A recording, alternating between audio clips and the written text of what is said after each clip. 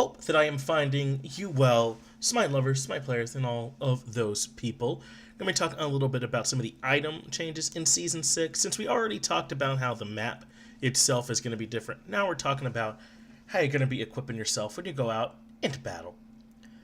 One of the things that changed initially were the blessings, and even some of the ones that aren't directly related to Conquest. There's 3 blessings that actually aren't even allowed in Conquest that have been adjusted as well, so we'll go over those too.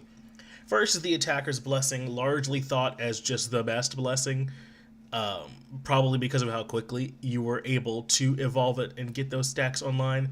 The Attacker's Blessing is going to be adjusted, increased stacks required to evolve from 50 to 100, probably a good idea. You will not be stacking this immediately any longer, but hey, it's still probably good, still probably what you should get if you want to deal damage in any mode that's not Conquest. The next one is Defender's Blessing. This one's also getting an increase to those stacks, moving up from 50 to 75, but it's also a buff overall. It's getting the health and the mana increased from 100 to 150, so hopefully you'll pick these up a little bit more.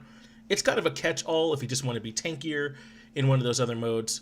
Nothing wrong with grabbing this if you want to be tanky. Specialist Blessing also getting a little bit of love, increased the MP5 from 10 to 20, and increased stacks required to evolve from 50 to 75. I know this is a favorite of a lot of people, especially if they're in like maybe Arena or something like that. If Specialist Blessing is something that you want to pick up that makes it a little bit more fun for you to play, go for it. Though I do think if you're trying to deal damage, probably just have Attackers. The last blessing getting changed, and this one actually will affect Conquest, is Warrior's Blessing. This is a pretty good item if your opponent has tick damage at all, since it has the damage reduction on it. You commonly see it over in the solo lane for some of those all protections. And the change is that it's getting increased health and mana restored per trigger from 30 to 40, and once it involved, your bonus protections go up from 10 to 15. So that means the sustain has been bumped up quite nicely, as well as it's been bumped up just in terms of how tanky you'll be when you have it. This should be enough for Warrior's Blessing to creep back in a little bit, with the Totem of Ku over there, with more Warriors being involved and trading being more important. Probably we'll see more Warrior's Blessing. They did also make some adjustments to Horrific Emblem as we move into Relics. Horrific Emblem was just about the start, or maybe a sprint, so that you can not die immediately to a Horrific Emblem. So it's good that this is seeing a bit of an adjustment. The slow being decreased from 40 to 30%, almost guaranteed some kills in the early game, so now there's more room for counterplay. Decrease the attack speed slow from 25 to 15%, and the upgraded form has also been nerfed a bit. Decreased slow from 40 to 30, just like to match up top. Attack speed slow remains at 25%, so you still do get some upgrade for upgrading it, and decrease the damage dealt debuff from 20% to 15%. So it's certainly still good, just hopefully not as oppressive as it was. Moving out of relics and into consumables. This is an area we don't get to hang out a lot, not for looking for excitement certainly, but there is something interesting here. The Elixir of Speed has been added now. It's 2,000 gold. And what it does is it increases your movement speed by 18%. Just think of this as drinkable boots. I made that up just now, and I'm in love with what I said. Drinkable boots. The effect does not stack with the movement speed from boots or shoes, and the effect lasts 8x minutes. I think it's something like 9,999 seconds, like effectively the max that a consumable duration could be. And it's only in Conquest mode. The whole idea is that when you get to the end game and you have 6 items, if there's a special item or a particular item you want to put in, you can sell boots and pick this up.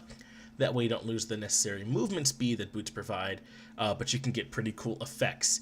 It can be hard sometimes to top that power. It's like 40 power, or I think 55 if you're on the pen boots with some pen on there too. So you got to be picking up something good, but this does really open up the door in those late game situations where you're 30 plus minutes into a game, 35 plus minutes into a game. It lets you add some more fun options to your build.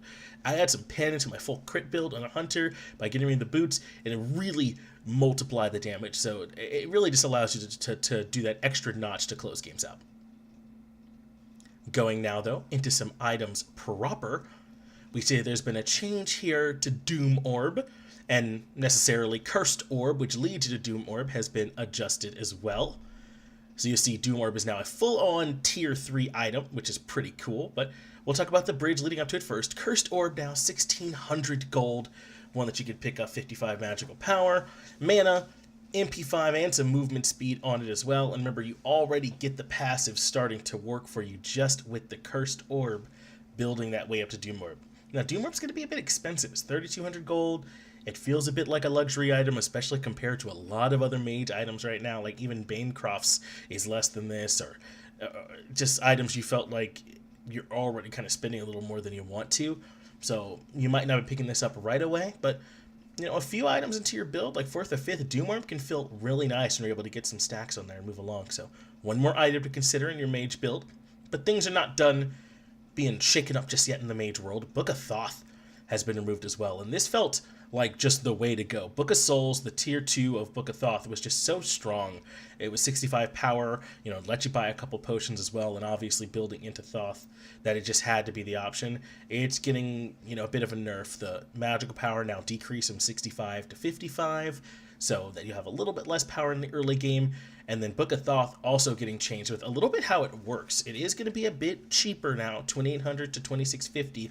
But that's because the passive now only converts mana that you gain from items. So really what was happening was whether or not you were able to really work with Book of Thoth, not even whether or not you were able to work with it, just about anyone was able to, was kind of limiting your build path. Whether or not you heavily went into mana or not on the back end in terms of items, you're still getting a ton out of Book of Thoth. So that's been adjusted now to try and open up the door a little bit to some of these other builds.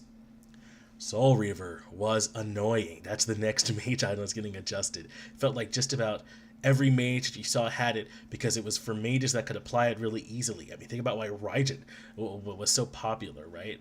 Because there were all these ticks that were coming through. He was able to get the Soul Reaver proc on. So now Soul Reaver has had a bit of a change. Now enemies that get hit by Soul Reaver's bonus damage take 50% less damage on this effect on subsequent hits, and this reduction lasts 3 seconds and refreshes on hit. That means it should be a little bit harder now for people to just keep stacking up a ton of extra damage on you from Soul Reaver and give you a chance to maybe think about your life before mages came in and just ruined it. Obsidian Shard is our next one. It's just getting a cost increase from 2,150 to 2,300, but it is also getting a little bit extra magical power, going up from 60 to 70. Strong, obviously, with the percent penetration that you're going to be getting based on how much magical defense your opponent has.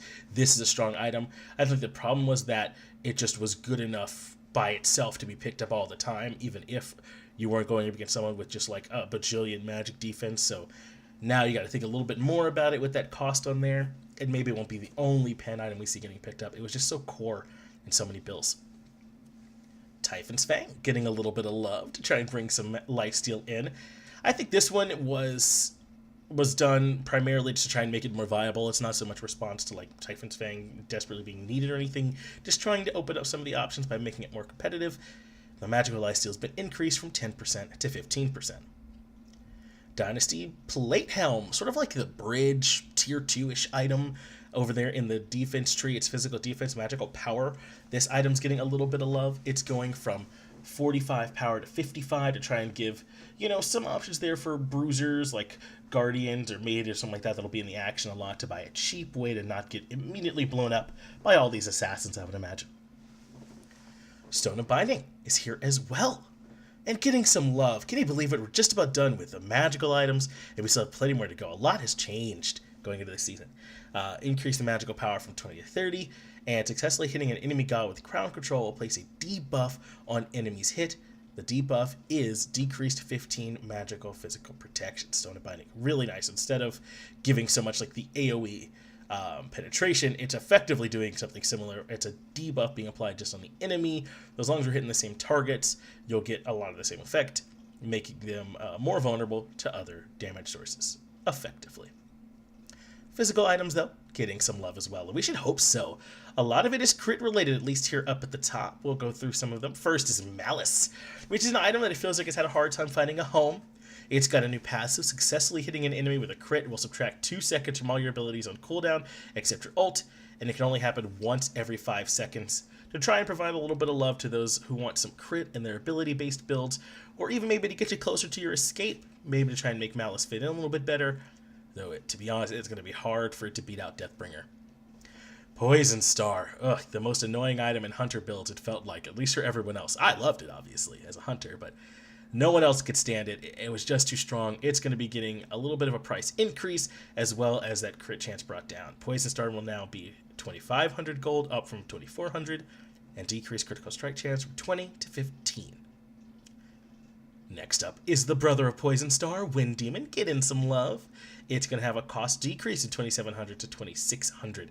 Wind Demon had a hard time competing with Poison Star because of Poison Star's passive, and there being a big price discrepancy with Poison Star being 2,400, Wind Demon being 2,700. Now they'll be much closer, only 100 gold difference. Probably still you're going to want Poison Star, but now Wind Demon will feel a bit more viable. Odysseus' Bow is getting some love as well. Increased basic attack power, scaling on passive from 50% to 60%. Okay, Odie Bow was already one we saw getting picked up towards the end of builds, especially if you're going maybe like an ability-based build where there wasn't much attack speed in it. Like you had Pen in the build, Transcendent, stuff like that, and you weren't going nearly as much attack speed. Odysseus' Bow would kind of come in and solve that. Now a little bit stronger, so maybe you'll see it more often. Next is Silver Branch Bow, increased physical power from 20 to 30. So a couple of those just attack speed tree items getting a little bit of love to vary up some of the hunter builds. It's tough. Hunter builds are so good that oftentimes it's hard for new items to squeeze in. Maybe this will help. Next up, some Warrior Bruiser items getting some love. Warriors have struggled a bit, so it's good that some of their core items are going to be touched up. Runic Shield and Ankile are first. I said them both, so I almost certainly had to put both on screen now. I did more work for myself. Love it, ladies and gentlemen. Runic Shield getting the health increase from 100 to 150, and Ankile is getting the increased cost from 2,000 to 2,150. So it's a buff on Runic Shield and actually a bit of a nerf on Ankile. This makes sense. Ankile is so strong. It's picked up all the time. The passive in particular, the silence, is nutty. So now it should be a little bit more competitive with Runic, or Runic Shield to be more competitive with it. And we might see a little bit more difference in there, though I still think as long as that passive there on Kile is just probably the preferable one. We're seeing the Hammer Tree get some love all the way from the bottom up. Cudgel, where you initially start, has been buffed to increase power from 5 to 10 and decreased health from 100 to 50. Again, they want to make sure that these items are specifically for bruisery. You don't want to be too tanky from them. Shillelagh has its cost brought down from 1,500 to 1,300 and increased power from 10 to 15. Shillelagh another tier 2, so don't want to make that not feel so bad to build into. And then up at the top are the real heavy hitters. Blackthorn Hammer, increased physical power from 25 to 35. The passive down transitions from cooldown reduction to mana regeneration at 25% mana, not 50% mana. That's a little bit sooner, so Blackthorn Hammer should feel much better. Item a bit slept on, be afraid to pick it up. And then Runeforged Hammer, increased physical power from 40 to 55 and decreased health from 250 to 200.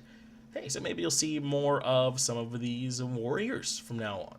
I mean, Totoboku is over there. You're going to want to pick it up.